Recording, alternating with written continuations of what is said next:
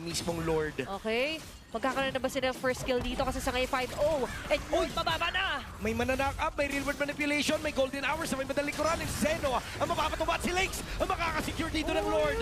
Real world manipulation gamit ang ayam nyo na magmumula dito kay Starboy. Maaring ito ang mag-isusi nila. Double kill na! Tatlo ang tutumba mula doon sa TNC Voltes at mukhang mababaliktad ang sitwasyon. Dahil Vision, kita si kulang Franz. sila.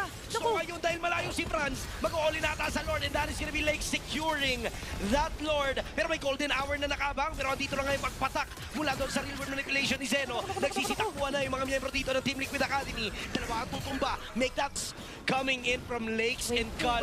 Nahihirapan sila dito at si Deco nakakaramdam. Pero andito na nga medyo makapal. Abot mo si Starboy, abot mo si Damien. Andito na nga si Lakes. Real world manipulation ang bibitawan para nga makatumba dito si Lakes and that is gonna be successful.